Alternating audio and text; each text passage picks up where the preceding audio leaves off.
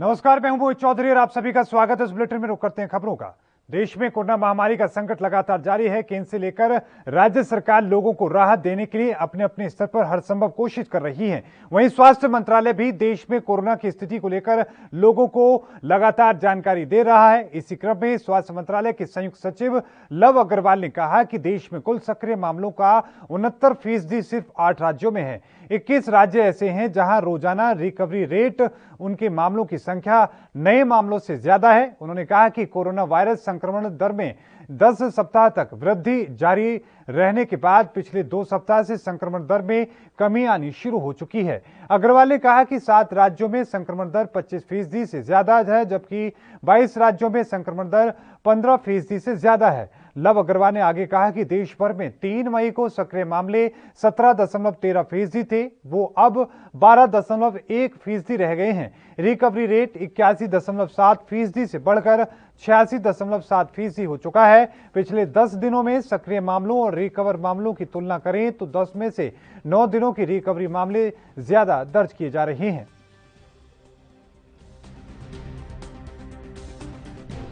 देश में active cases 17.13% थे, वह घटते घटते अब 12.1% रह गए हैं। इसी तरह से रिकवरीज में भी एक पॉजिटिव ट्रेंड नोट किया जा रहा है। 3 मई में जैसे 81.7% केसेस रिकवर्ड केसेस की दृष्टि में आते थे, वह अब बढ़ते हुए 86.7% हो चुका है। पिछले 10 दिनों में अगर हम डेटा का आकलन करें तो पाते हैं कि एक्टिव केसेस जो है वो recovered cases are more than the active cases in 9 out of 10 days, जो कि एक बहुत पॉजिटिव ट्रेंड है। आज भी हम देखें तो पाते हैं कि हमारे एक्टिव केसेस 69% के करीब एक्टिव केसेस अभी केवल 8 स्टेट्स में लिमिटेड हैं और 21 स्टेट्स देश में ऐसी हैं जहां पर की रिकवरी डेली रिपोर्ट होने वाले केसेस से अधिक है। 13 स्टेट्स ऐसी हैं जिन्होंने पिछले 24 घंटे में 10,000 से ज्यादा रिकवरी भी और अब पिछले 24 घंटे में 2,76,000 केसेस के करीब देश में नोट किए गए हैं। इसमें से 77% केसेस, अधिकतम जो केसेस हैं वह 10 स्टेट्स में पाए जा रहे हैं। 7 स्टेट्स ऐसी हैं जिन्होंने 10,000 से अधिक डेली न्यू केसेस रिपोर्ट की हैं। 9 स्टेट्स ऐसी हैं जिसमें डेली केसेस 5,000 से 10,000 के बीच में आते हैं। 8 स्टेट्स ऐसी हैं जहां 1,000 से 5,000 केसेस रिपोर्ट हुए हैं और 12 स्टेट ऐसी हैं जहां पर कि 1,000 से भी कम केसेस रिपोर्ट किए गए हैं। डेथ का डेटा भी हम लोग आपके सामने रखा है, उसमें भी एक कमी नोट की जा रही है। पर क्लिनिकल मैनेजमेंट और कंटेनमेंट के एफर्ट्स सुचारू रूप से चलें ताकि हम हर प्रिवेंटेबल डेथ को रोक सकें। आज भी हम देखें तो पाते हैं कि 50% जो हमारी पिछले 24 घंटे की डेथ रिपोर्ट हुई है वह मुख्यतः 5 स्टेट महाराष्ट्र, कर्नाटका, तमिलनाडु, यूपी और दिल्ली स्टेट्स में नोट की गई हैं। एक और विषय हम आप लोगों की दृष्टि में लाना चाहेंगे, जैसे कि फरवरी के माह में हमने जब केसेस का एक बढ़ोतरी देखी, उस समय से बढ़ाते बढ़ाते हम लोग अपनी टेस्टिंग को भी उसी संख्या में बढ़ाते रहे और अब हमने पिछले अगर एक हफ्ते में देखें तो 1,30,00,000 के करीब टेस्ट भी देश में किए गए हैं। यानी कि टेस्टिंग की गति करीब 2.3 टाइम्स हमने पिछले 12 हफ्तों में बढ़ाई है।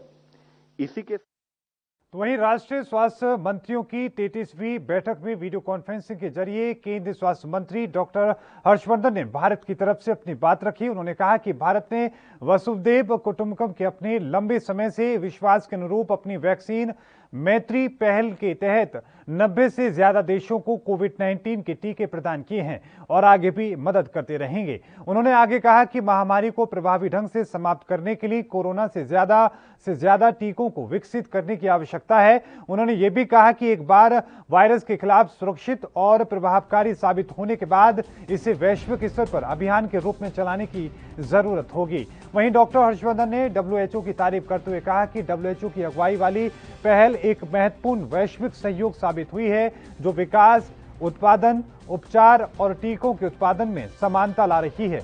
डॉक्टर हर्षवर्धन ने कहा कि हमारा राष्ट्रीय टेलीमेडिसिन प्लेटफॉर्म ई संजीवनी ओपीडी एक ऐसी उल्लेखनीय पहल है जिसने 14 महीनों की छोटी अवधि में 50 लाख से ज्यादा परामर्श की सुविधा प्रदान की है।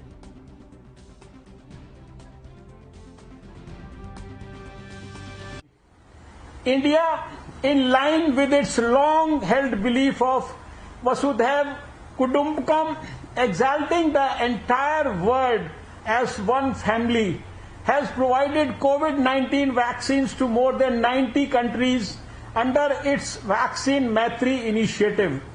We are committed to working with all our partners to do more.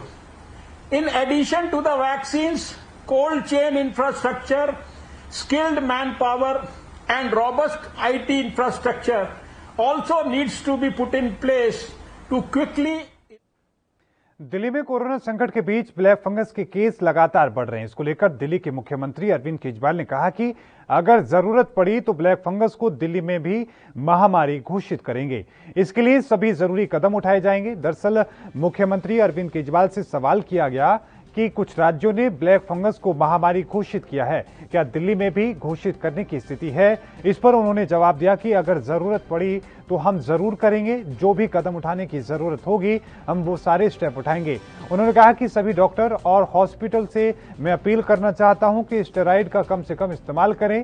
ये सामने आया है कि बहुत ज्यादा स्टेरॉइड इस्तेमाल करने से सबसे ज्यादा समस्या बढ़ रही है। जो भी मरीज है वो अपनी शुगर का बहुत ज्यादा ख्याल रखें और स्टेरॉइड का मिश्रण होकर ब्लड फंगस ज्यादा बढ़ रहा है। इसके बारे में हम जनता को जागरूक भी करेंगे।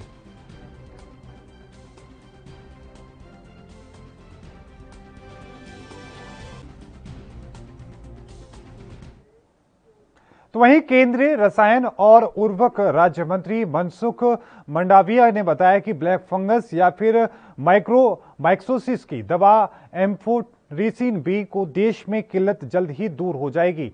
3 दिन में 5 और दवा कंपनियों को इसके उत्पादन की इजाजत दे दी जाएगी।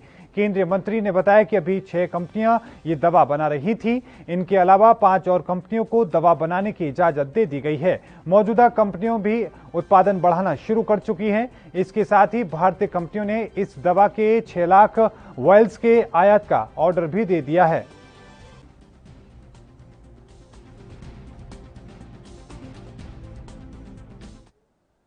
पूरे देश में कोरोना का कहर लगातार जारी है, लेकिन अब ऐसे में ब्लैक फंगस से लोगों में और ज्यादा परेशानी बढ़ चुकी है। स्वास्थ्य मंत्रालय ने सभी राज्यों से ब्लैक फंगस को महामारी घोषित करने की अपील की है। तो वहीं इस बीच हरियाणा के सिरसा में ब्लैक फंगस से 5 लोगों की मौत हुई है। मामले की जानकारी देते हुए सिरसा के civil surgeon doctor Manish Bansal ने कहा कि हमारे पास 5 मामलों की सूचना है जिनकी मौत हो गई है। ये फंगल इन्फेक्शन है। कोरोना के बाद इसके ज्यादा मामले सामने आ रहे हैं। इसमें नाक के आसपास इन्फेक्शन हो जाता है जो बाद में आंख में, दिमाग में चली जाती है और ये जानलेवा होता है। डॉक्टर बंसल ने कहा कि उन मामलों में सबसे ज्यादा देखने को मिलता है जिन्हें मधुमेह है, जो लंबे समय तक अस्पताल में रहे हैं और स्टेरॉइड्स का ज्यादा इस्तेमाल करते रहे हैं।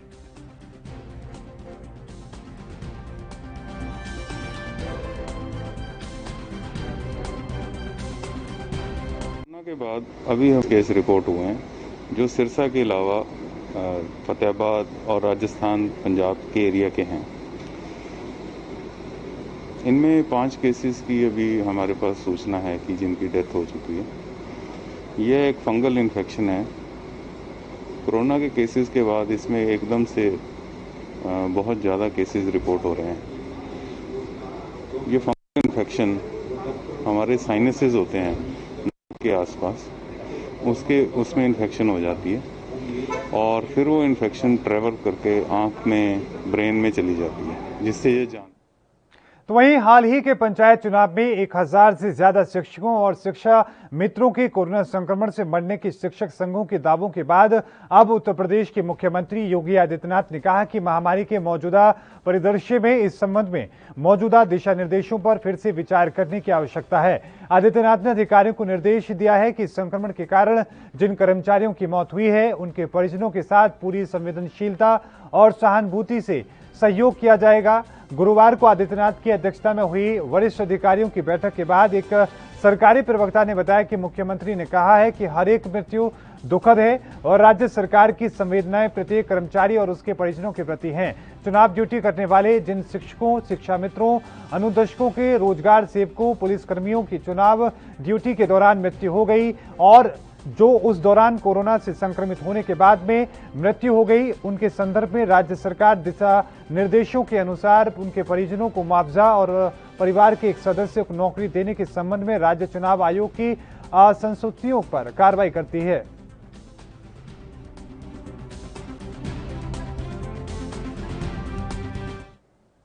तो वहीं कांग्रेस अध्यक्ष सोनिया गांधी ने गुरुवार को प्रधानमंत्री नरेंद्र मोदी से आग्रह किया है कि उन बच्चों को नवोदय विद्यालयों में मुफ्त शिक्षा देने के बारे में विचार किया जाए जिन्होंने कोरोना महामारी के कारण अपने माता पिता या फिर इनमें से किसी एक को खो दिया है, जो घर की जीविका चलाता रहा हो। उन्होंने प्रधानमंत्री को पत्र लिखकर यह भी कहा है कि इन बच्चों को बेहतर भविष्य की उम्मीद देना राष्ट्र के तौर पर सबकी जिम्मेदारी है।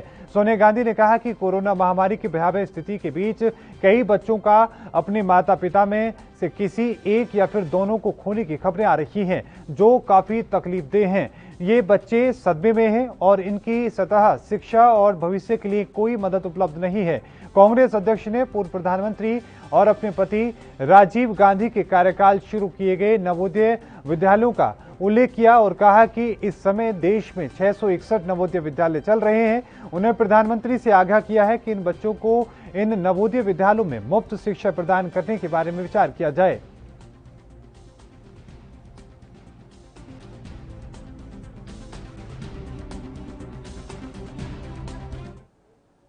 तो वहीं मोदी सरकार ने डीएपी पर सब्सिडी बढ़ाने का फैसला लिया है। वहीं उत्तर प्रदेश के कृषि मंत्री सूर्य प्रकाश शाही ने कहा कि सरकार डीएपी की सब्सिडी के बढ़ाने का फैसला लिया है, इससे किसानों को लाभ होगा। उन्होंने क्या कुछ कहा, आइए सुनते हैं।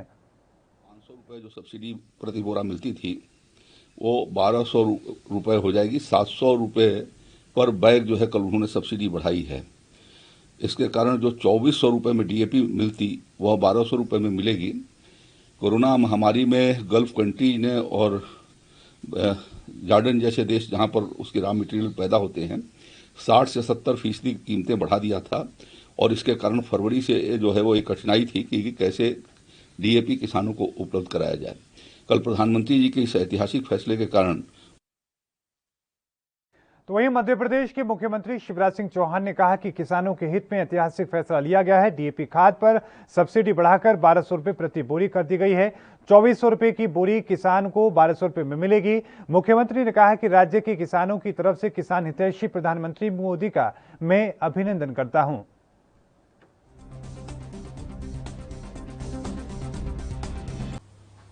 किसानों के हित में ऐतिहासिक फैसला किया गया है। डीएपी खाद जिसकी कीमतें 140% बढ़ गई थी और कीमतें बढ़ने के कारण अगर मूल कीमत पर डीएपी दिया जाता तो 2400 रुपया प्रति बोरी खाद किसान को मिलता। लेकिन प्रधानमंत्री जी भारत सरकार 500 रुपया प्रति बोरी पहले से ही डीएपी पर सब्सिडी दे रहे थे। अब ये बढ़ी हुई कीमतों के कारण ये 500 रुपया प्रति बोरी की सब्सिडी बढ़ा के अब 1200 रुपया प्रति बोरी कर दी गई है। 700 रुपया प्रति बोरी सब्सिडी किसान के लिए बढ़ाई गई है डीएपी पर और इसका परिणाम यह होगा कि 2400 की बोरी किसान को केवल 1200 रुपया में मिलेगी। अंतर्राष्ट्रीय बाजार में डीएपी की बढ़ती हुई कीमतों के कारण यह परिणाम हो रहा था जिससे किसान को ज्यादा कीमत चुकानी पड़ती डीएपी की और लागत बढ़ती। लेकिन प्रधानमंत्री का संकल्प है किसानों की आय दुगनी करना और इसलिए लागत घटाना उसका एक बड़ा उपाय है। और यह लागत घटाने के लिए प्रधानमंत्री जी ने जो सब्सिडी बढ़ाई है जिस पर लगभग 14,500 करोड़ रुपया से ज्यादा खर्चा होगा। तो वहीं उत्तर प्रदेश के बीजेपी अध्यक्ष स्वतंत्र देव सिंह ने देश के साथ साथ उत्तर प्रदेश में कोरोना संक्रमण के प्रसार को रोकने के लिए आज कोरोना अवेयरनेस रथ रवाना किया। इस दौरान उन्होंने कहा कि प्रधानमंत्री नरेंद्र मोदी ने देश को कोरोना संक्रमण से मुक्त करने का संकल्प दोहराया है और उसे पाने के लिए प्रचार अभियानों की विशेष भूमिका है। उन्होंने अभियान की तारीफ करते हुए कहा कि राज्य सरकार हर तरह की सहायता उपलब्ध कराएगी।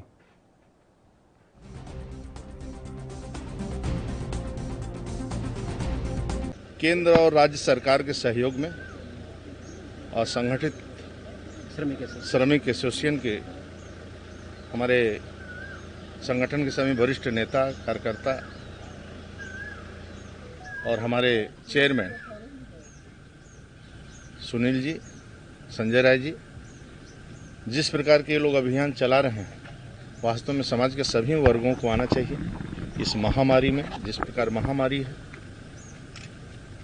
जिस प्रकार सरकार अपने आदरणीय योगी जी के नेतृत्व में परिश्रम की पराकाष्ठा सरकार कर रहे हैं, सामाजिक संगठन भी आगे है और भारतीय जनता पार्टी के कार्यकर्ता भी हैं, आगे निकलकर जिस प्रकार सेवा कर रहे हैं, मैं ईश्वर से यही प्रार्थना करूंगा जल्दी ये राज्य कोरोना मुक्त हो, पूरे देश में खुशहाली आवे, फिर से अपने रास्ते पर देश आगे बढ़े, राज्य आगे बढ़े।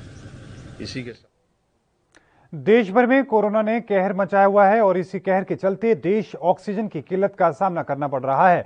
ऑक्सीजन की किल्लत को दूर करने के लिए उत्तर प्रदेश के कैबिनेट मंत्री सुरेश राणा ने अपने कैंप कार्यालय थाना भवन पर एक प्रेस वार्ता करते हुए जानकारी दी है कि आबकारी विभाग और गन्ना विभाग मिलकर पूरे प्रदेश के हर जनपद में ऑक्सीजन प्लांट लगाने की तैयारी में जुटा हुआ है।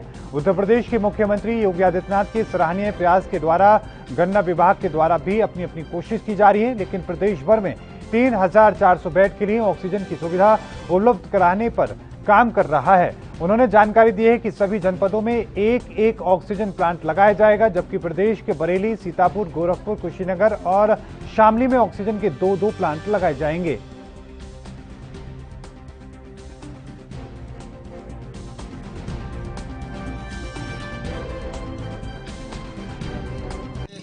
माननीय प्रधानमंत्री आदरणीय श्री नरेंद्र मोदी जी की प्रेरणा से कोरोना महामारी के खिलाफ माननीय मुख्यमंत्री योगी आदित्यनाथ जी ने जो अभियान चलाया है और उनके इस अभियान की WHO ने भी प्रशंसा की है, चाहे वो निगरानी समितियां हों या तमाम अस्पतालों का स्वयं निरीक्षण करके जिस प्रकार की व्यवस्था उन्होंने दी है, उसी क्रम में माननीय मुख्यमंत्री जी के निर्देश पर गन्ना विभाग ने उत्तर प्रदेश के सभी जिलों में ऑक्सीजन प्लांट लगाने का फैसला किया है। हम लोगों ने माननीय मुख्यमंत्री जी के निर्देश पर वहाँ की डिमांड के आधार पर फैसला किया है। अधिकांश जिलों में एक प्लांट लगाने का फैसला किया गया है। उसी क्रम में जनपद शामली में हम 2 प्लांट लगा रहे हैं। एक शामली जो हमारा कोविड हॉस्पिटल है वहाँ एक प्लांट लगा रहे हैं और एक प्लांट थाना भवन CHC पर हम लोग लगा रहे हैं। मध्य प्रदेश के मुख्यमंत्री शिवराज सिंह चौहान ने उज्जैन के बाद आज इंदौर में कोरोना हालत की समीक्षा की। इंदौर में उन्होंने आपदा प्रबंधन समूह में शामिल जनप्रतिनिधियों और अधिकारियों के साथ बैठक की। उन्होंने बैठक में कहा कि कोरोना की दवाइयों के भी साइड इफेक्ट होती ही है। ब्लैक फंगस की जांच बहुत आसान होती है, इसमें नेचर एंडोस्कोपी होती है, छोटा सा उपकरण आता है। इसकी व्यवस्था सरकारी और निजी दोनों अस्पतालों में हो सकती है। ब्लैक फंगस के खिलाफ पूरे प्रदेश में अभियान चलाया जाएगा। इसकी जांच और इलाज में भी इंदौर को नेतृत्व करना होगा।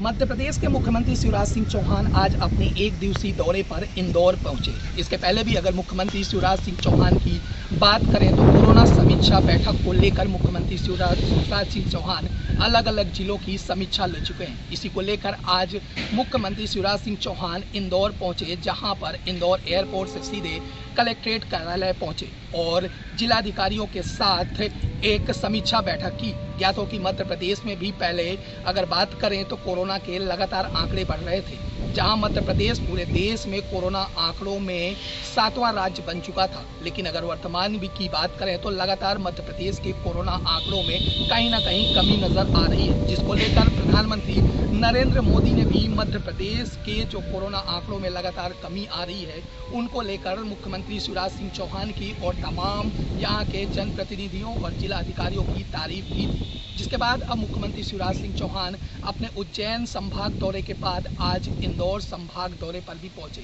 जहां पर इंदौर मुख्यमंत्री शिवराज सिंह चौहान पहुंचकर रेसिडेंसी कोठी पर एक कोरोना समीक्षा मीटिंग की बैठक की।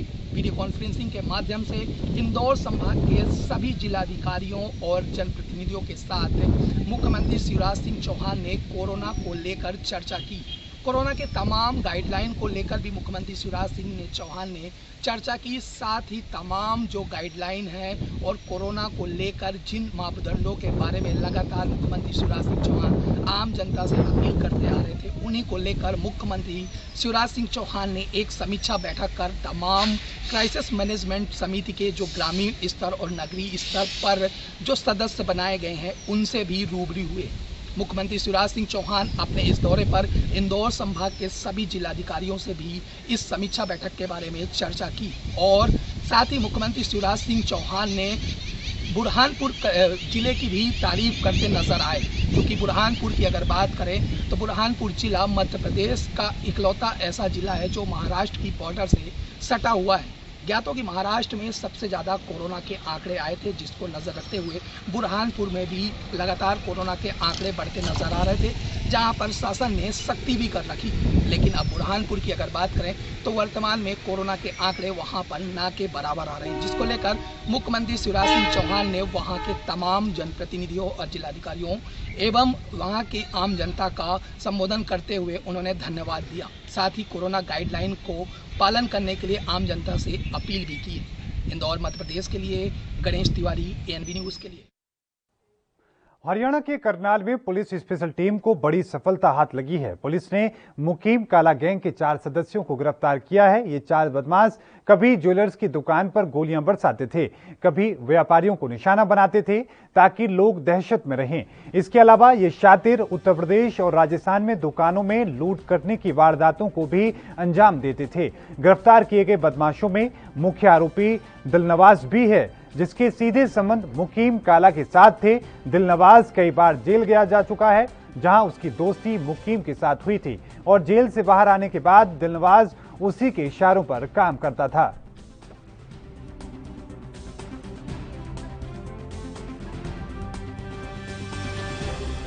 9 तारीख का इंसिडेंस था। वहाँ पर एक गरोंडा में एक मनीराम मंडी में एक दुकान थी, उसमें व्यापारी के साथ लूट के दौरान उसको गोली मार दी गई थी।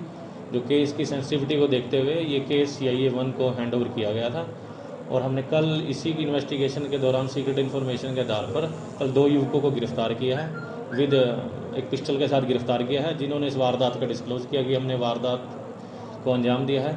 और आज जो 2 युवक अन्य और गिरफ्तार किए हैं, उनमें से एक तो वो है जिसने मुखबरी की थी कि इस दुकान पे काफ़ी कैश मिल सकता है, वो गरोंडे का रहने वाला है। दूसरा व्यक्ति वो है जिसने असला दिलाने में हेल्प की थी और बाइक पर मुकदमा वांटेड था और इनामी बदमाश था, यूपी में 1-2 मामलों में लूट के वो इसका ये था। साथ में 2 लड़के और यूपी के थे जो वारदात को अंजाम देने के लिए आए थे।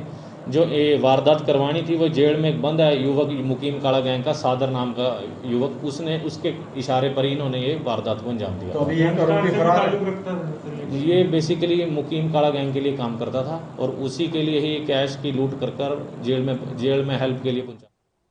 तो वहीं पंजाब की कैप्टन अमरिंदर सिंह सरकार लगातार कोरोना से जंग लड़ रही है। कोरोना मामलों की बढ़ रही संख्या को देखते हुए पंजाब सरकार ने ऑक्सीजन की सप्लाई संबंधी चुनौतियों से निपटने के लिए 26 अप्रैल को सीनियर IAS अधिकारियों के सम्मेलन वाला एक विशेष कंट्रोल रूम इसका स्थापित किया था। इसी तरह सरकार की तरफ से 10 मई को बेडों की रियल टाइम उपलब्धता और संबंधित मुद्दों पर निगरानी रखने के लिए एक और कंट्रोल रूम बनाया गया था। सरकार की माने तो राज्य को मुख्य तौर पर 2 चुनौतियों का सामना करना पड़ा था। एक तरफ राज्य में तरल मेडिकल ऑक्सीजन का उत्पादन नहीं है और दूसरा उत्तर पश्चिमी राज्य होने के कारण पंजाब ऑक्सीजन की सप्लाई के लिए मुख्य तौर पर दूर दराज के राज्यों पर निर्भर करता है। मेडिकल ऑक्सीजन की आसानी सप्लाई का इंतजाम करने के लिए कंट्रोल रूम ने बेहतर प्रबंधन के लिए 5 विंगों में काम बांटकर तुरंत काम शुरू कर दिया है, जो काबिले तारीफ है। Given the rising number of corona cases, the Government of Punjab constituted a special control room on 26th April 2021 consisting of senior IAS officers to meet the challenges of oxygen supply. As there was no production of liquid medical oxygen in the state, and being a northwestern state, we were heavily dependent upon far-off states for the supplies. To cope up with the oxygen supply, the control room immediately started working upon 5 verticals. First, wing collating oxygen demand in the state. This vertical ensures that the demand of all 277 hospitals reaches the control room through a proper channel. The nodal officer of every hospital reports the oxygen requirement to this team. All the hospitals have been told to raise their SOS 12 hours in advance to the district administration so that timely action.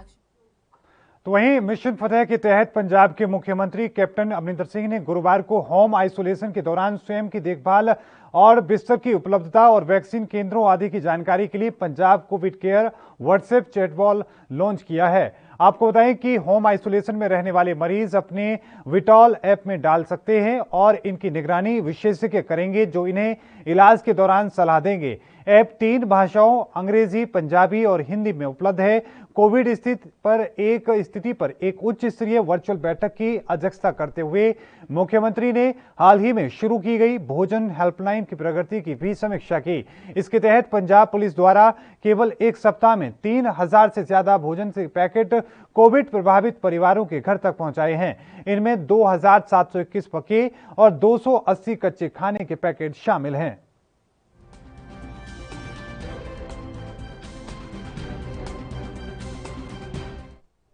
Punjab के मुख्यमंत्री captain Amarinder Singh ने Covid के तीसरी लहर और बच्चों पर इसके प्रभाव की संभावनाओं और चिंताओं को ध्यान में रखते हुए स्वास्थ्य विभाग को मिशन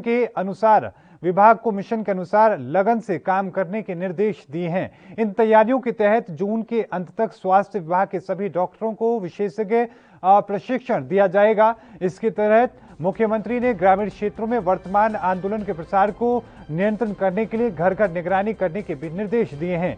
राज्य में कोविड की स्थिति की समीक्षा के लिए वर्चुअल बैठक के दौरान मुख्यमंत्री ने डॉक्टर के तलवार के नेतृत्व में एक राज्य स्तरीय विशेष समूह को चिकित्सा शिक्षा के सभी पहलुओं को देखने और स्वास्थ्य विभाग के लिए प्रशिक्षण विवरण तैयार करने के निर्देश जारी किए हैं। मुख्यमंत्री ने ग्रामीण क्षेत्रों में कोविड के प्रसार पर चिंता व्यक्त करते हुए स्वास्थ्य विभाग सहित अन्य विभाग की टीमों को तत्काल हर गांव में घर घर जाकर निगरानी शुरू करने के निर्देश दिए हैं।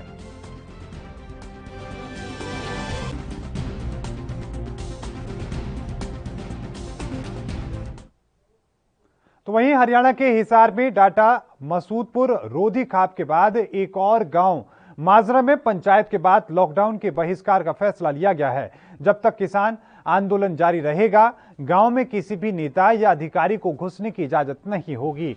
गांव निवासी ने बताया कि जब मुख्यमंत्री कोविड के नियम को तोड़ सकते हैं तो आम जनता पर यह क्यों लागू है। स्थानीय निवासी ने कहा कि पूरे गांव ने संयुक्त रूप से फैसला लिया है। उन्होंने बताया कि हिसार में मुख्यमंत्री के कार्यक्रम में सरेआम लॉकडाउन की धज्जियां उड़ाई गई और किसानों पर बर्बरता से लाठीचार्ज किया गया, जिसमें हमारी माताएं बहनें लाठीचार्ज में गंभीर रूप से घायल हो गई और उन्हीं किसानों पर धारा 307 के तहत वो लॉकडाउन तोड़ने का मामला दर्ज किया गया। इसे किसी सूरत में सहन नहीं किया जाएगा। लोगों ने कहा कि आपको बताएं कि पुलिस प्रशासन गांव में आकर साइकिल पर घूमने वाले और गांव में छोटी छोटी दुकानों का भी प्रशासन द्वारा चालान किया जा रहा है, जिसका हम विरोध करते हैं। तो वहीं आपको ये भी बताते चलें कि इस पूरे मामले को लेकर ग्रामीणों ने जहां केंद्र और राज्य सरकार के खिलाफ नारेबाजी की, तो वहीं इस पूरे मामले को लेकर एक ज्ञापन भी सौंपा है।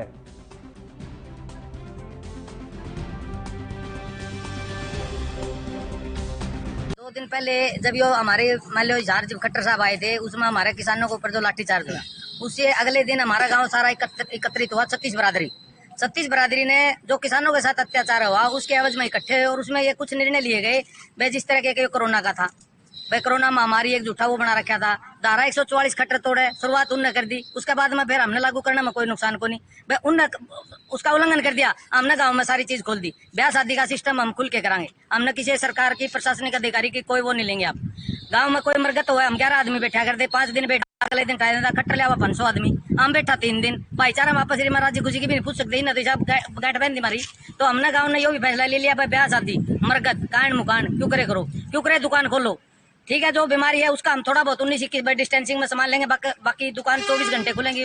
दुकानदार की मर्जी, जिब चाहे जिब खोलो, जिब चाहे जिब सामान बेचो, हमने किसी प्रकार की कोई रोक नहीं। अगर प्रशासन उसके ऊपर जाके करेगा तो हम प्रशासन के साथ कोई गलत हरकत होगी तो उसका प्रशासन ने लिखित में आश्वासन दे देंगे। अगर उससे फिर भी वहाँ जाएंगे तो वो उसके खुद जिम्मेवार है, हम कोई जिम्मेवारी नहीं इसमें, वो खुद दोषी होंगे इसके। उनको मना कर देंगे गाँव में घुसने के लिए, नहीं होगा। तो वहीं कोरोना के कारण प्रदेश के कई जिलों में कोरोना कर्फ्यू लगाया गया है। इसके साथ ही शादी समारोह और सामूहिक कार्यक्रमों पर कई जगहों पर प्रतिबंध लागू किया गया है। लेकिन प्रतिबंध के बीच भी कई जगह शादियों में भीड़ इकट्ठा हो रही है। ऐसा ही एक मामला भिंड के उमरी से सामने आया है, जहां पर मेहमान शादी में शामिल होने आए थे, लेकिन पुलिस ने उन्हें सजा देने के लिए मेंढक बना दिया। इतना ही नहीं, पुलिस ने उन्हें बीच सड़क पर मेंढक बनाकर चलवाया। पुलिस ने दूल्हे समेत टेंट मालिक पर एफआईआर भी दर्ज की। दरअसल उमरी कस्बे में स्थित आदमी जाति कल्याण विभाग के छात्रावास में बुधवार को शादी समारोह का आयोजन चल रहा था। इस समारोह में 500 से ज्यादा लोग शामिल हुए थे और साथ में आपको ये भी बताते चलें कि 200 से ज्यादा लोग शामिल थे। पुलिस को आता देख मौके पर हलचल मच गई और कई लोग वहां से भाग निकले और कुछ लोगों को पुलिस ने पकड़ भी लिया। इस दौरान पुलिस ने दूल्हा पक्ष के लोगों को जमकर फटकार लगाई। वहीं बारात की तैयारी करके समारोह में हिस्सा लेने आए मेहमानों में उनसे मेंढक चाल चलवाने की सजा भी दी गई।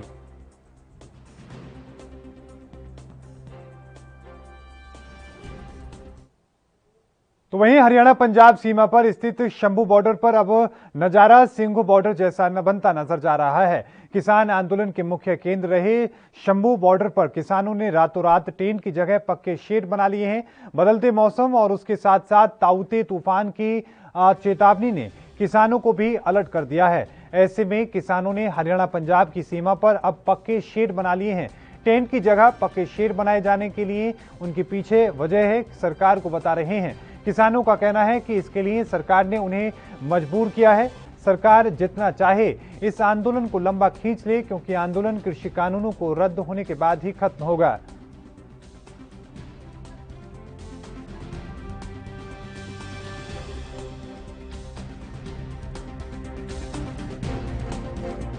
हमारे इरादे नेक हैं।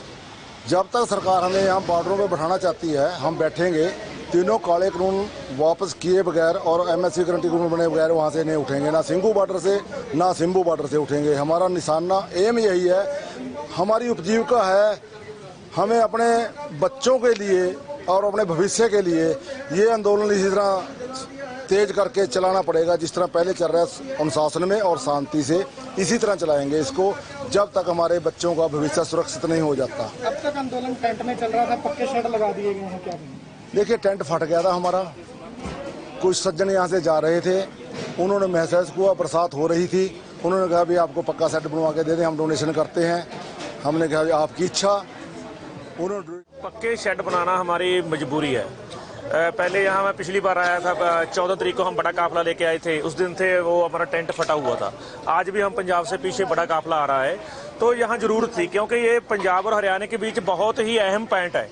पंजाब से जो भी चलता है यहाँ प्रसादा पानी शक्कर जाता है, औरतें भी साथ में होती है, तो मजबूरी थी यहाँ बनाना। ये हमारी कोई जिद नहीं है। जब आंदोलन समाप्त हो जाएगा तो ये उखाड़ लिया जाएगा, इसमें वो कोई दिक्कत वाली बात नहीं है। सर रात पुलिस भी रोकने पहुंची थी यहाँ पर जब शेड बनाया गया, तो हमारे आगू थे यहाँ, उन्होंने बात की, सभी अफसर साहबान से बात की, अपनी मजबूरी हमने बताई भाई हम बारिश हो सकती है, जैसे मीडिया दिखा रहा है कि ताउते तूफान आ रहा है, बहुत बड़ा तूफान है, उससे बहुत नुकसान होगा। सो इसी वजह से हमने ये सारी परेशानियां बताई पुलिस को और उन्होंने हमको हमारी बात को समझा है।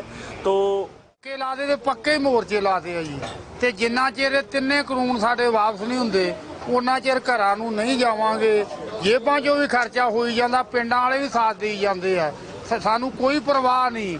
जिन्ना चिर कानून वापस नहीं हुंदे उन्ना चिर मोदी दी हिक ते धौण ते गोडा कहण तो भाव रख के हटांगे ते उठांगे भी नहीं। काफलियां दे काफले तुरे आउंदे आ, अज असीं 17 गड्डियां दा काफला लेके तुरे आ, पंजाब तो आया। 30 तरीक नूं काफला फेर आउणा, ठिकरी ते भी सिंघू ते भी सारियां बार्डरां ते काफले आई जांदे आ।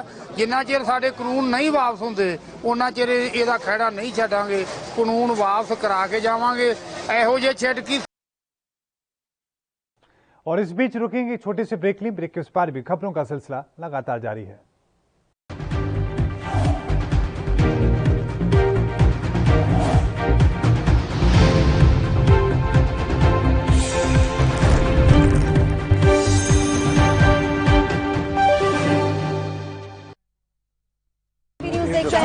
अवसर पर विराज कोरोना की स्थिति दिल्ली में काफी बेकाबू। खबरनामा, खबर से असर तक, शाम 5 बजे सिर्फ ANB न्यूज।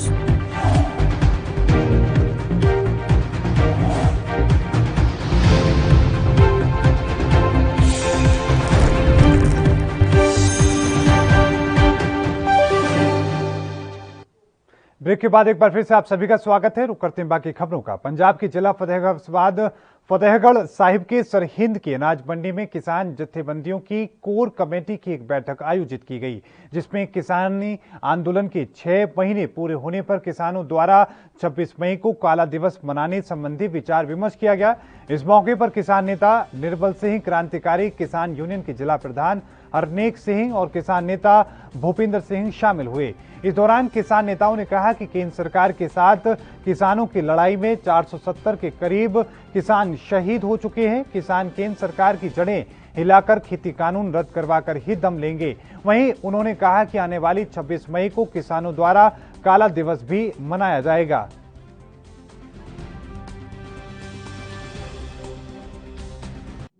छे महीने ਜਿਹੜੇ ਉਹ 26 ਮਈ ਨੂੰ ਪੂਰੇ ਹੋ ਜਾਣੇ ਆ ਸਾਡੇ ਸੰਘਰਸ਼ ਦੇ, ਜਿਹੜਾ ਦਿੱਲੀ ਦੇ ਬਾਰਡਰਾਂ ਤੇ ਅਸੀਂ ਬੈਠੇ ਆ। ਸੰਯੁਕਤ ਮੋਰਚੇ ਦੀ ਕਾਲ ਹੈ ਵੀ ਉਹ 6 ਮਹੀਨੇ ਪੂਰੇ ਹੋਣ ਤੇ ਮੋਦੀ ਦੇ ਕਾਲੇ ਕਾਨੂੰਨ ਜਿਹੜੇ ਆ ਉਹ ਰੱਦ ਨਾ ਕਰਨ ਦੇ ਰੋਸ ਵਜੋਂ ਅਸੀਂ ਪਿੰਡ ਸ਼ਹਿਰ ਗੱਡੀ ਤੋਂ ਗੱਡੀ ਸਾਰੇ ਵਾਹਨਾਂ ਤੇ ਕਾਲੇ ਝੰਡੇ ਨੇ ਜਿਹੜੇ ਉਹ ਲਾਉਣੇ ਨੇ ਤੇ ਮੋਦੀ ਦੇ ਤੇ ਮੋਦੀ ਗਵਰਨਮੈਂਟ ਦੇ ਪੁਤਲੇ ਫੂਕਣੇ ਆ, ਤਾਂ ਕਿ ਅਸੀਂ ਇਹ ਦੱਸ ਸਕੀਏ ਵੀ ਸਾਡਾ ਰੋਸ ਹੈ ਜਿਹੜਾ ਉਹ ਉਸੇ ਤਰ੍ਹਾਂ ਕਾਇਮ ਹੈ। ਜਦੋਂ ਤੱਕ ਕਾਲੇ ਕਾਨੂੰਨ ਰੱਦ ਨਹੀਂ ਹੋ ਜਾਂਦੇ ਉਸੇ ਤਰ੍ਹਾਂ ਇਸ ਪਬਲਿਕ ਦੇ ਵਿੱਚ ਇਸੇ ਤਰ੍ਹਾਂ ਰੋਸ ਹੈ ਜਿਹੜਾ ਉਹ ਜਾਰੀ ਰਹੂਗਾ ਤੇ ਅਸੀਂ ਸਰਕਾਰਾਂ ਦਾ ਉਸੇ ਤਰ੍ਹਾਂ ਵਿਰੋਧ ਕਰਦੇ ਰਹਾਂਗੇ ਜਦੋਂ ਤੱਕ ਸਾਡੇ ਹੱਕ 'ਚ ਫੈਸਲਾ ਜਿਹੜਾ ਉਹ ਨਹੀਂ ਹੋ ਜਾਂਦਾ। ਇਹਦੇ ਸੰਬੰਧ 'ਚ ਅੱਜ ਮੀਟਿੰਗ ਦੇ ਵਿੱਚ ਵਿਚਾਰਾਂ ਕੀਤੀਆਂ ਗਈਆਂ ਵੀ ਉਹ ਪਿੰਡ ਅੱਜ ਦਾ ਏਜੰਡਾ ਜੀ ਉਸ ਮੋਰਚੇ ਵੱਲੋਂ ਸਾਨੂੰ ਸੰਯੁਕਤ ਮੋਰਚੇ ਵੱਲੋਂ ਕਾਲ ਆਈ ਆ ਵੀ ਆਪਾਂ ਨੇ ਰੋਸ ਪ੍ਰਗਟ ਕਰਨਾ, ਕਾਲੀਆਂ ਝੰਡੀਆਂ ਪਿੰਡਾਂ ਦੇ ਵਿੱਚ ਲਾਉਣਾ, ਵਾਹਨਾਂ ਤੇ ਆਪਣਿਆਂ ਤੇ ਲਾਉਣਾ, ਹਰ ਇੱਕ ਘਰ ਦੇ ਵਿੱਚ ਕਾਲੀ ਝੰਡੀ ਲਾਉਣੀ ਆ ਤੇ ਪੁਤਲੇ ਫੂਕਣੇ ਨੇ। ਇਸ ਕਰਕੇ ਅਸੀਂ ਉਸ ਨੂੰ ਕਾਮਯਾਬ ਕਰਨ ਵਾਸਤੇ ਆਪਣੀ ਅੱਜ ਇੱਕ ਮੀਟਿੰਗ ਸੱਦੀ ਹੈ ਇੱਥੇ। ਉਹਨੂੰ ਮੀਟਿੰਗ ਸੱਦ ਕੇ ਅਸੀਂ ਹਰ ਪਿੰਡ 'ਚ ਜਾਵਾਂਗੇ, ਹਰ ਪਿੰਡ ਵਾਲਿਆਂ ਨੂੰ ਕਹਾਂਗੇ ਕਿ ਆਪਣੇ ਆਪਣੇ ਘਰਾਂ ਤੇ ਕਾਲੀਆਂ ਝੰਡੀਆਂ ਲਾਓ ਅਤੇ ਪੁਤਲੇ ਫੂਕੋ, ਆਪਣੇ ਆਪਣੇ ਪਿੰਡ ਵਿੱਚ ਫੂਕੋ। ਨਾ ਬਾਹਲਾ ਇਕੱਠ ਕਰਨ ਦੀ ਲੋੜ ਨਹੀਂ, ਕਿਉਂਕਿ ਕਰੋਨਾ ਦਾ ਕਾਲ ਚੱਲ ਰਿਹਾ। ਸਿਰਫ ਕਰੋਨਾ ਤੋਂ ਵੀ ਬਚਾਅ ਰੱਖਣਾ, ਆਪਾਂ ਨੇ ਆਪਣਾ ਰੋਸ ਪ੍ਰਗਟ ਵੀ ਕਰਨਾ। ਕਰੋਨਾ ਦੇਖੋ ਮੇਰੀ ਗੱਲ ਜਿਹੜੀ ਬਿਮਾਰੀ ਹੈ ਤਾਂ ਸਭ ਨੂੰ ਪਤਾ ਵੀ ਹੈਗੀ ਆ, ਥੋੜੀ ਘਣੀ ਜ਼ਰੂਰ ਆ, ਪਰ ਗੌਰਮੈਂਟ ਨੂੰ ਜ਼ਿਆਦਾ ਹਾਈਲਾਈਟ ਕਰਦੀ ਆ, ਜ਼ਿਆਦਾ ਪ੍ਰਚਾਰ ਜ਼ਿਆਦਾ ਕਰਦੀ ਆ, ਉਹਨਾਂ ਹੈ नहीं। देश में लगातार तबाही मचा रही चक्रवर्ती तूफान तौकते का असर राजधानी दिल्ली में भी दिखने लगा है। प्रचंड गर्मी वाले मई के महीने में सावन के महीनों का एहसास हो रहा है। बीते रोज दिल्ली में दिन भर बारिश की फुहारें और ठंडी हवाएं चल रही हैं। दिन का तापमान सामान्य से 11 डिग्री नीचे खिसक चुका है। अभी इसमें और भी गिरावट आने के संकेत हैं, क्योंकि अभी तक गुरुवार को भी तौकते चक्रवात का जो असर रहेगा, शुक्रवार को राहत मिलने की उम्मीद है। मौसम में बदलाव पिछले 3 दिनों से बना हुआ है। तौकते तूफान के कारण आसमान में बादलों का जमावड़ा बना रहा। तूफान तौकते के असर के चलते दिल्ली में कई स्थानों पर पेड़ तक गिर गए, जिससे सड़क मार्ग बाधित हो गया। ये रात को जो भी बारिश हुई ना उसके चक्कर में, हाँ जी बहुत काफ़ी परेशानी हो रही है। हमें भी परेशानी हो रही, चलाने में गाड़ी निकल नहीं पा रही। जो भी अब खुल रहा है, जो भी जैसी मशीन आई है। हाँ, संजय यादव। संजय जी क्या काम करते हैं? JCB operator. अच्छा, जेसीबी ऑपरेटर हैं आप? जी। अच्छा, ये जो वृक्ष गिरा है, ये कैसे गिरा है और कितनी परेशानी लोगों को हो रही है इसके गिरने से? अब सर देखिए, ये हवा चली है, बारिश हुई है, इसकी वजह से पेड़ गिर गया है और जाम लग गया है। इसको जेसीबी से हटवाया गया है, हटाए जा रहे हैं। ठीक है, ज़्यादा हवा चली है, इसकी वजह से पेड़ गिर गया है। अच्छा, अभी ये हटाया जा रहा है? जी। तो यहाँ पे इसके गिरने से काफ़ी परेशानी होती है। अब तो परेशानी, ट्रैफिक जाम था तो परेशानी होगी। रोड बंद हो गया था, दोनों तरफ से खोला गया, एक तरफ से खोल दिया गया, दूसरा तरफ से खोला जा रहा है। तो वहीं राजधानी दिल्ली में बुधवार को कहीं कहीं रिमझिम तो कहीं तेज बारिश ने लोगों को गर्मी से राहत देने का काम किया है, लेकिन मई की बरसात में मानसून की तस्वीरें दिखा दी हैं। बरसात की वजह से विभिन्न इलाकों में जलभराव की तस्वीरें देखने को मिली। हालांकि लॉकडाउन होने की वजह से जाम की ज्यादा समस्या नहीं हुई है, लेकिन जरूरी सेवाओं में लगे वाहनों को जलभराव के चलते दिक्कतों का सामना जरूर करना पड़ा। वहीं जलभराव के लिए संवेदनशील इलाकों में शुमार पुल पुल पर अंडरपास में काफी ज्यादा जलभराव देखने को मिला। इसकी वजह से यहां दोनों ओर सड़कों पर जाम लग गया। इसी तरह महिपालपुर के आईजीआई एयरपोर्ट जाने वाले अंडरपास में भरे बारिश के कारण लोगों को परेशानी का सामना करना पड़ा।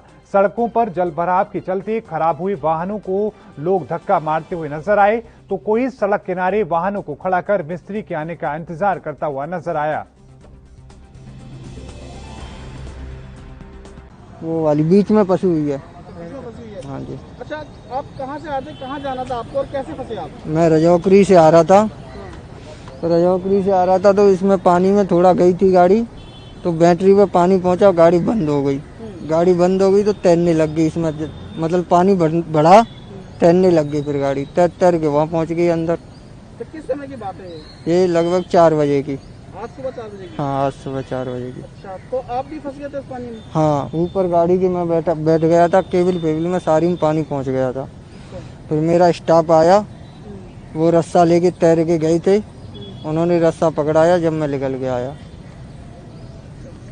तो उस टाइम का बताइए, जिस टाइम आप फंसे पड़े, कितना कैसा मुश्किल लग रहा था आपको, कितना कि आप बच पाएंगे, निकल पाएंगे? मेरे को बहुत लग रहा था कि मतलब गाड़ी झोल भी मार रही थी, तो ऐसे लग रहा था कि बचूंगा कि नहीं। तो मैंने 100 नंबर पे भी कॉल किया, पुलिस भी बुलाई, पुलिस आई बहुत देर पीछे, कम से कम आधा घंटे बाद। फिर उन्होंने फायर भी बुलाई, फायर वाले ने मना कर दिया कि मैं कहाँ घुस पाऊंगा इसमें। फिर स्टाफ आया, जब भाई रस्सा लेके गया, जब निकल के आया। मेरे को कॉल करा, मैं घर पे था, तो कि भैया ऐसे ऐसे गाड़ी पानी में फंस गई है। तो मैं वहाँ से आया अपनी दूसरी गाड़ी लेके, तो यहाँ पे पुलिस वाले भी खड़े थे, फायर ब्रिगेड वाले भी खड़े थे। तो मैंने बोला, मैं सर इसको, मेरे ड्राइवर को तो निकालो, गाड़ी तो बाद में निकल जाएगी, गाड़ी का कोई इशू इतना नहीं है, मगर ड्राइवर को तो बचाओ कैसे भी करके। तो उन्होंने कह दिया, भैया अभी हम लोग कैसे निकालें बताओ इसको। तो फिर मैं फायर ब्रिगेड वालों का रस्सा लेके, कपड़े निकाल के, और उसके बाद मैं तैर के गया। जब दूसरी गाड़ी में जो खड़ी है बराबर में, उसमें मैंने रस्सा बांधा, उसके बाद मैं गया यहाँ से तैर के, जब इसको रस्सा पकड़ाया, जब मैंने इसको बाहर निकाला है। जी, कितना मुश्किल था वो करना? बहुत मुश्किल था सर। मैं करीब मेरे सिर से भी इतना ऊंचा पानी है, काफी ऊंचा पानी है। तो मैं तैर के गया, तो बड़ी मुश्किल से इसको निकाला। उधर मैंने रस्सा पकड़ा, फिर बीच में लटका के इसको निकाला मैंने। उत्तर प्रदेश के शामली में 2 दिनों से लगातार हो रही बारिश के कारण नागरिकों को दिक्कतों का सामना करना पड़ रहा है। जहां शामली में सुबह बारिश के कारण एक मकान के गिर जाने से एक ही परिवार के 4 सदस्यों की मौत हो गई, वहीं शामली के एक सरकारी स्वास्थ्य केंद्र में पानी भर गया। पानी भर जाने के कारण नागरिकों को काफी दिक्कतों का सामना करना पड़ा। दरअसल ये मामला जनपद शामली के कांधला ब्लॉक की सीएचसी का है। यहां पर लगातार हो रही बारिश के कारण पूरे अस्पताल परिसर में पानी ही पानी नजर आ रहा है। सरकारी एम्बुलेंस के चालक प्रदीप शर्मा ने बताया कि बारिश के कारण पूरे अस्पताल के प्रांगण में पानी भर चुका है, जिससे अस्पताल में आने जाने में भी दिक्कतें हो रही हैं।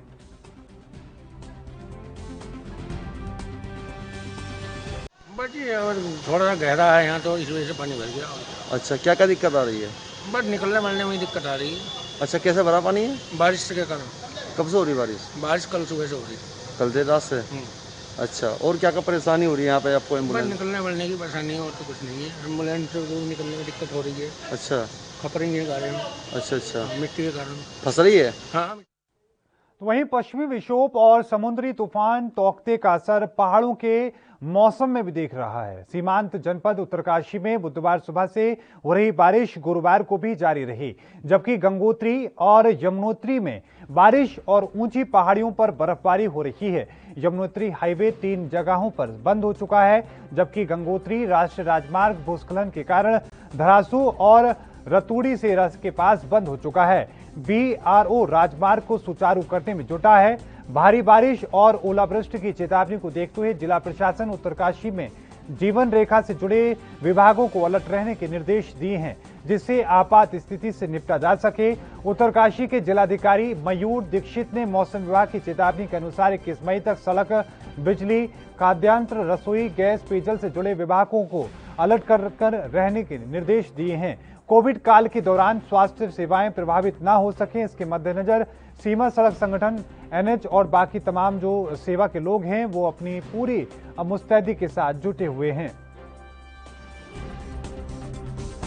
किया गया था, उसको दृष्टि रखते हुए जिलाधिकारी महोदय द्वारा दिए गए निर्देश क्रम सभी विभागों को अलर्ट किया गया है कि जनपद में कल शाम से लगातार हो रही बारिश से अधिकतम बारिश जो है 75 mm हुई है और जनपद में यमुनोत्री राष्ट्रीय राजमार्ग कोसाला, छटांगा और कुथनौर के पास अवरुद्ध है।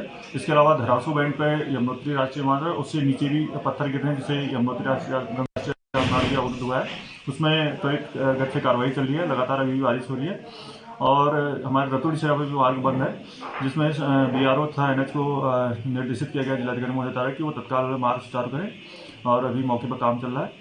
और इसके अतिरिक्त जनपद में अन्य मार्ग सुचारू हैं और अभी भी जैसे बारिश हो रही है तो समझ के वो निर्देशित किया गया कि वो अलर्ट रहें और ऐसे। तो वहीं पंजाब के गुरदासपुर जिले से किसानों का जत्था दिल्ली के लिए रवाना हुआ। ये रास्ते में हम 5 जिलों के किसानों से मिलेंगे। किसानों का कहना है कि हम शंभू मोर्चा बनाए पहुंचेंगे, हमें अपना फैसला वापस लेना होगा। हम दिल्ली मोर्चे को मजबूत करने जा रहे हैं। मोर्चे को कमजोर नहीं किया होने देंगे, इसलिए कोई भी बलिदान देना होगा, हम देंगे। कोरोना एक बीमारी है, ये महामारी नहीं है, लेकिन हम वापस नहीं आएंगे। कोरोना की आड़ में केंद्र अब किसानों को दबाने की कोशिश कर रहा है।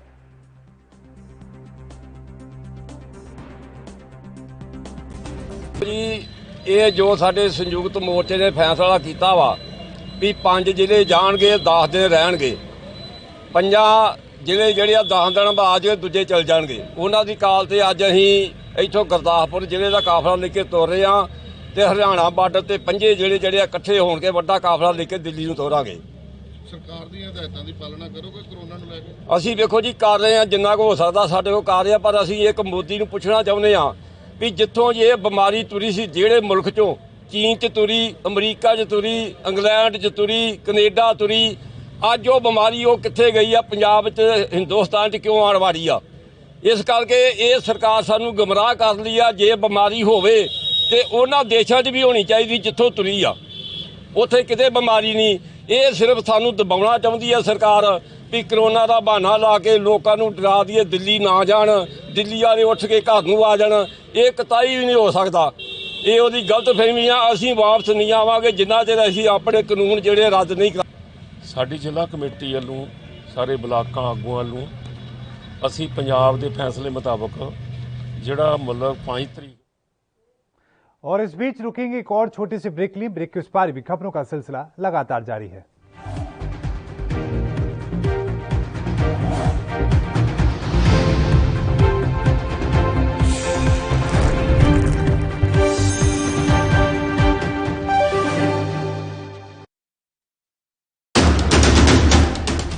राष्ट्र धर्म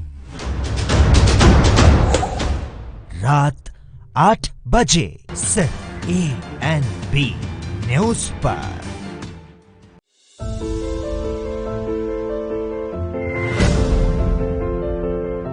जब तक आवश्यक न हो घर से न निकले। हाई रिस्क कैटेगरी से जुड़े हुए लोग जैसे 10 साल से कम उम्र के बच्चे, 60 साल से अधिक उम्र के बुजुर्ग, गर्भवती महिलाएं, एक से अधिक बीमारियों से ग्रस्त व्यक्ति व कमजोर इम्यूनिटी वाले लोग घर से बाहर न निकलें। बगैर मास्क के घर से बाहर बिल्कुल न निकलें। अनावश्यक भीड़ भाड़ वाली जगह पर न जाएं। व्यापारी गण मास्क एवं ग्लव्स का इस्तेमाल जरूर करें। कार्यालयों में कर्मचारियों को शिफ्ट में बुलाएं।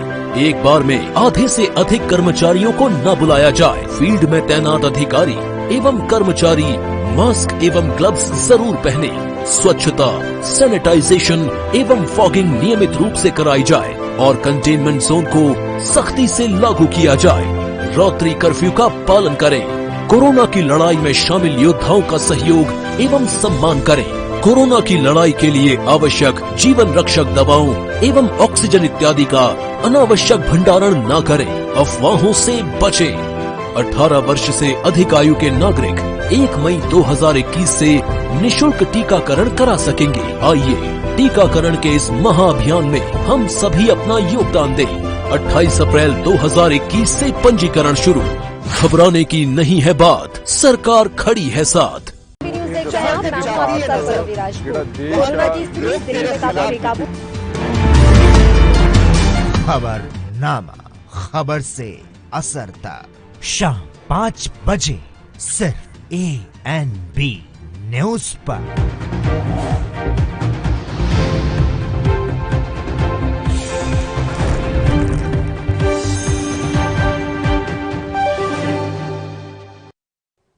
ब्रेक के बाद एक बार फिर से आपका स्वागत है। रुक करते हैं बाकी खबरों का। उत्तर प्रदेश के बदायूं में तेज रफ्तार रोडवेज बस ने बाइक सवार 3 लोगों को कुचल दिया। घटना में 2 सगे भाइयों समेत 3 लोगों की मौके पर ही मौत हो गई। एक ही परिवार के 3 लोगों की मौत के बाद परिवार में मातम छा गया। घटना के बाद रोडवेज का ड्राइवर और कंडक्टर मौके से फरार हो गए।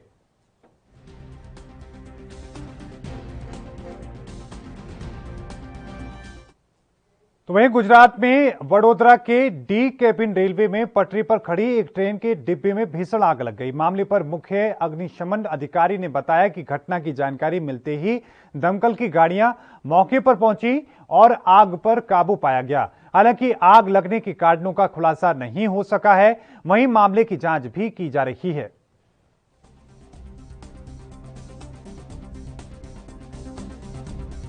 सुबह करीबन 6:30 के आसपास डी केबिन रेलवे में ट्रैक के ऊपर ही ट्रेन खड़ी थी। खड़ी ट्रेन में फायर हुई थी, वैसा कॉल मिला था। फायर ब्रिगेड घटनास्थल पर पहुंचा, देखा आग 3 बोगी में लग चुकी थी और बाजू में भी कोई दूसरी ट्रेन थी। उस ट्रेन को वहां से इवैक्यूएट करके दूसरी जगह पर शिफ्ट करवाया जिससे आग उसमें स्प्रेड ना हो और वो 3 बोगी की आग को काबू में ले लिया हुआ है। आग लगने का रीज़न या ये चीज़ अभी तक पता नहीं चल रही है। आरपीएफ और वो लोग अपनी। पूरे देश में कोरोना से जनता बेहाल है। सरकार अलग अलग कदम लोगों के लिए उठा रही है, लेकिन ऐसे समय में जानवरों की बेकदरी लगातार जारी है।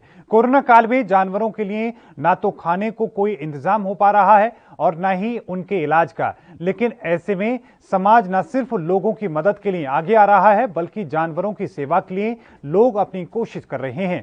ताजा तस्वीरें सामने आई है मध्य प्रदेश के कटनी से, जहां अमिता श्रीवास जानवरों के लिए एक कोशिश करती नजर आ रही हैं। अमिता श्रीवास बढ़ते कोरोना संक्रमण के बीच भी जानवरों की सेवा कर रही हैं। भूखे जानवरों को अमिता श्रीवास जहां खाना खिला रही हैं, तो वहीं अमिता श्रीवास घायल हुए जानवरों का इलाज भी कर रही हैं। अमिता श्रीवास सिलाई और पार्लर का काम करती हैं और उसी से जो कमाई होती है अमिता श्रीवास उससे जानवरों की सेवा करने में लगी हैं। अमिता श्रीवास ने कहा कि जानवरों की सेवा को बहुत पहले से वो कर रही है, लेकिन कोरोना काल में जानवरों की बेकदरी बढ़ गई है। तो वहीं अमिता श्रीवास ने लोगों से भी अपील की है कि लोग अपने इलाके में घूम रहे बेजुबानों के लिए खाने का इंतजाम करें, ताकि इस संकट के समय में जानवरों को किसी तरह का नुकसान न होने पाए।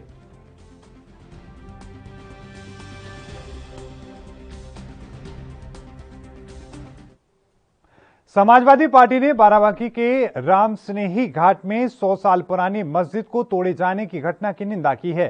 साथ ही सपा मुखिया अखिलेश यादव ने एक प्रतिनिधि मंडल भी बनाया है, जो आज बाराबंकी के जिलाधिकारी डॉक्टर आदर्श सिंह से मिला और इस घटना के बारे में बातचीत कर उन्हें राज्यपाल के नाम ज्ञापन सौंपा। सपा के इस दल में पूर्व कैबिनेट मंत्री अरविंद सिंह गोप, पूर्व सांसद राम सिंह रावत, पूर्व कैबिनेट मंत्री फरीद महफूज के साथ साथ सपा विधायक गौरव रावत शामिल रहे।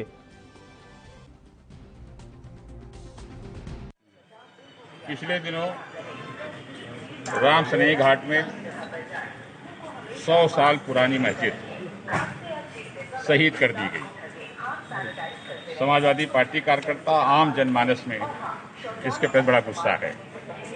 समाजवादी पार्टी के राष्ट्रीय अध्यक्ष, हम सबके नेता आदरणीय अखिलेश यादव जी ने एक कमेटी का गठन किया है। वो कमेटी पूरे सदस्य आपके सामने खड़े हैं। जिला अधिकारी से मांग रखे हैं। हम इसकी निष्पक्ष जांच चाहते हैं। जो भी दोषी व्यक्ति है उसके ऊपर कड़ी से कड़ी कार्रवाई की जाए। ये कोविड काल चल रहा है, पूरा प्रदेश, पूरा देश इस महामारी से लड़ रहा है। आखिर कौन सी ऐसी स्थिति उत्पन्न हो गई जो रातों रात 100 साल पुरानी मस्जिद को इन्होंने शहीद करने का काम किया है। समाज देखिए, ऐसा है कि प्रशासन ये करता है, कर रहा है। और आपको बता दें कि जब तक चुनाव नहीं हो जाएंगे तब तक प्रशासन यही करता है, क्योंकि इनको मालूम है कि अब इनके पास और कुछ नहीं है वोट पाने के लिए, और जनता पूरी तरह से इनके खिलाफ खड़ी हुई है। और अब वो ये इनके किसी वादे को मानने को भी तैयार नहीं है। तो उनका ये ख्याल है कि इसी तरह खुराफात करते रहो, हिंदू और मुसलमानों के बीच में दरार डालते रहो, टेंशन पैदा करते रहो, तो इसी से जो वोट मिल सकेगा मिलेगा। वोट अब आगे किसी काम तो उन्होंने कुछ किया नहीं, 5 साल तक सिर्फ वादे किए हैं। और अब तो ये हाल हो गया है कि वादों का भी पब्लिक ये जान गई है, अधिकारी ये जान गया कि इनके वादों पर भी कोई एतबार नहीं है। हिमाचल प्रदेश में अभी कोरोना का कहर थमा भी नहीं रहा कि ब्लैक फंगस नाम की एक और बीमारी से प्रदेश में अपना पैर पसारना शुरू कर दिया है। हिमाचल प्रदेश में भी ब्लैक फंगस का एक मामला सामने आया है। मेडिकल कॉलेज नेरचौक से ब्लैक फंगस के एक पेशेंट को आईजीएमसी रेफर किया गया है। उक्त महिला पेशेंट हमीरपुर के खागर क्षेत्र की रहने वाली है और बीपी और शुगर की बीमारी से भी पीड़ित है।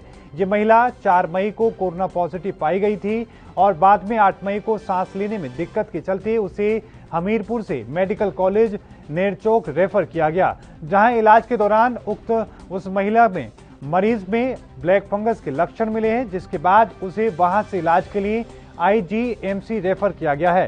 फिलहाल महिला की हालत स्थिर है। इंदिरा गांधी मेडिकल कॉलेज अस्पताल शिमला के एमएस डॉक्टर जनक राज ने कहा कि ये नई बीमारी नहीं है, पहले भी इस तरह की बीमारी से ग्रस्त मरीज आते रहे हैं और अस्पताल में इसका आसानी से इलाज भी संभव है।